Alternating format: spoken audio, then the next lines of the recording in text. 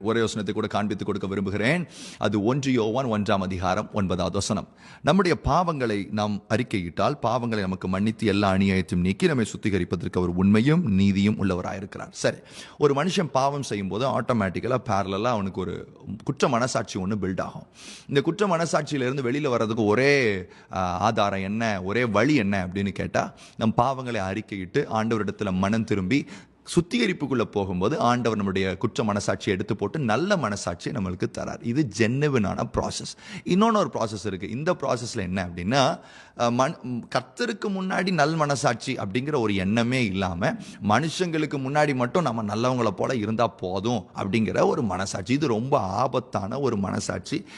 இன்னும் அவங்களுக்கு குற்ற மனசாட்சி இருக்கும். யாரு அந்த தப்பு செய்த நபரை பார்க்கும் போதோ இல்லை அந்த சூழ்நிலையை பார்க்கும் போதோ அந்த காரியத்தை நினைக்கும் போதோ ஒரு மனசாட்சி இருக்கும். ஆனா ஜனங்களுக்கு முன்னாடி எவிடன்சஸ் அழிச்சு பாவங்களை மறைச்சு நான் ரொம்ப நல்லவன் அப்படிங்கிற ஒரு பிம்பத்தை காமிச்சுக்கிட்டே இருப்பாங்க. நான் ஒரு காரியத்தை சொல்றேன், மனுஷங்க முன்னாடி இப்போ அப்படி நடக்கலாம். ஆனா நியாயாசனத்தில் நிற்கும் போது நம்மளுடைய மனசாட்சியே நமக்கு விரோதமா அழகா நம்மளை குற்றப்படுத்தும் போது தேவனுக்கு முன்னாடி எந்த காரியத்தையும் நம்மளால சொல்லவே முடியாது. அப்போ தேவனுடைய ராஜ்யத்திற்குள்ள பிரவேசிக்கிறதுக்கு எனக்கு நல் மனசாட்சி ஒரு முக்கியமான காரியம்.